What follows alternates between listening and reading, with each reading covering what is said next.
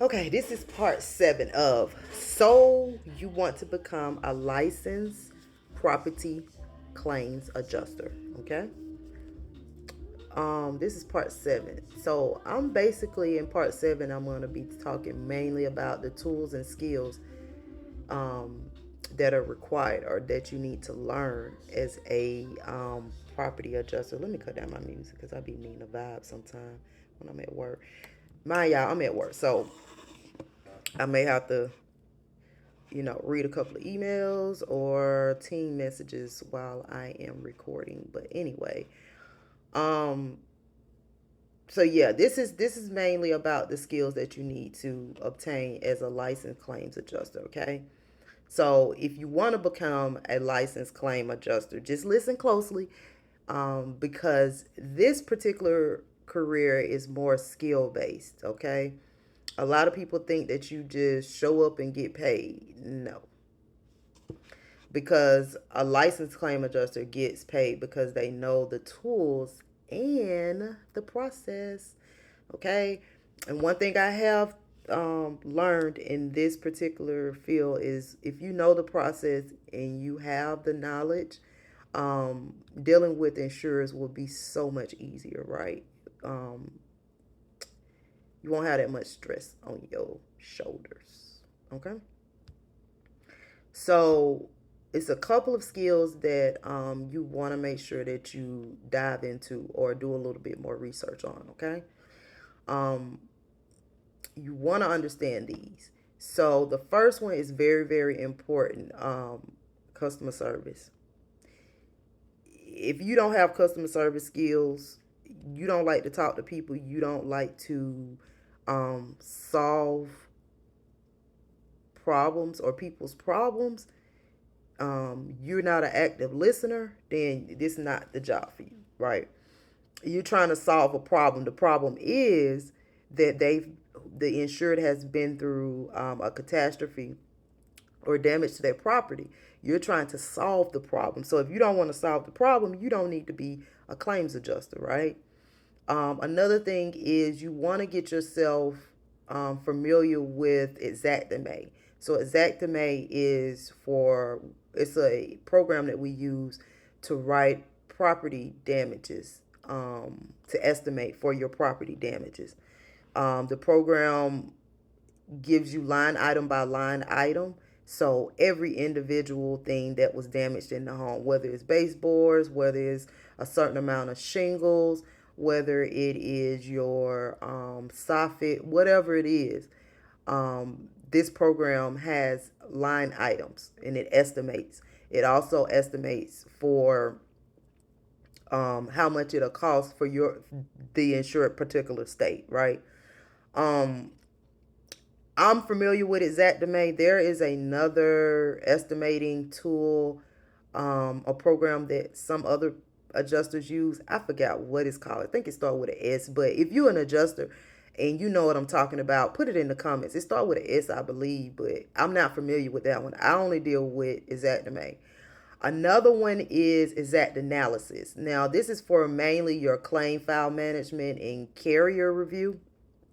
So what that means is you use Xactanalysis to find the third party company that you may need in order to get damages for the insured. So, for example, if you have a wind claim and the wind blew over the tree and damaged their fence, you would need to go into Xactanalysis and find um, a tree company that'll come and cut, drop, and remove the debris from the tree, right?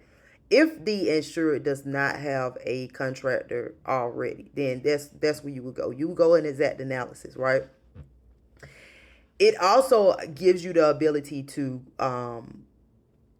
work very closely with the third party company, right? You can leave notes for them.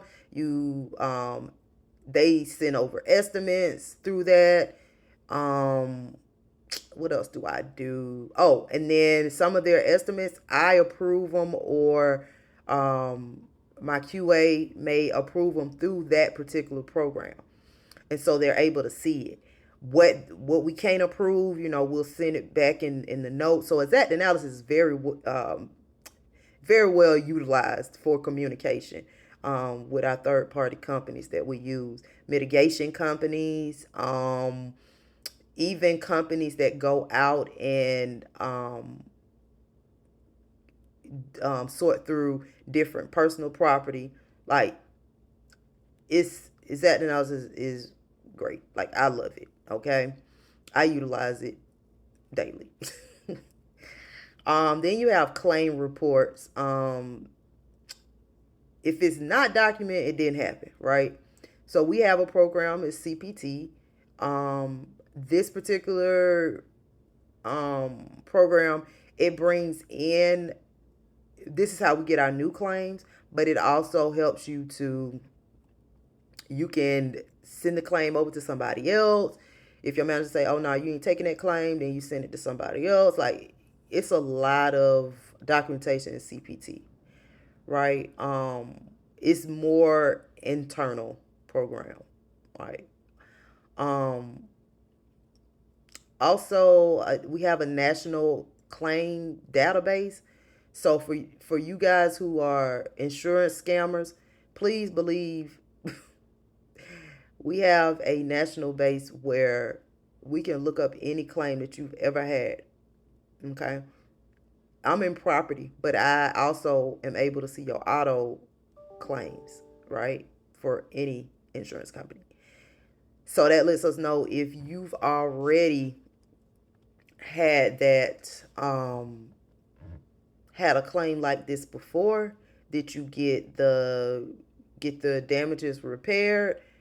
Did they send the money out to you with by check, whatever? Okay, so that's another program that we have or we utilize.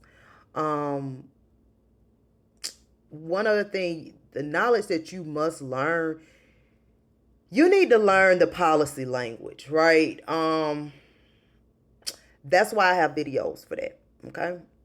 So the policy language, you need to learn about ALE, which is the additional living expenses. That's very important because that's a whole entity by itself, right? Some insurance companies have their own department for that because the additional living expenses can go on for a year. Like they could keep sending receipts for housing, right? Um, for I don't know, movie theaters, sometimes YMCA memberships, a living, and I talked about this in my other video, so I'm not going to be drawn out with ALE. Okay, so you need to learn that. Another thing, you need to learn about personal property. So personal property is like your content, depreciation. Um, this is where your accuracy matters because personal property, people ain't playing about that. And I did another video individually about personal property, so go back and check that out so you'll know what I'm talking about, right? Because this is stuff that you need to learn before you feel like or feel comfortable in stepping into the claims adjuster role, right? Now, the most important for me is always your mindset because this is a stressful job or can be a stressful career. You need to be organized. You need to make sure that you take accountability. If you did something wrong or you don't know, don't lie to the insured. Just be honest, be transparent because you want to make sure that that person trusts you moving forward and the ability to make decisions. Okay. That's what, to me, that's what separates a struggling adjuster from a solid one, right? But either way, I got to get back to work, y'all. I got two claims that just came in. So save this video, and if you want to learn more about these tools in the right way as a licensed claim adjuster, just comment tools. Thanks, guys.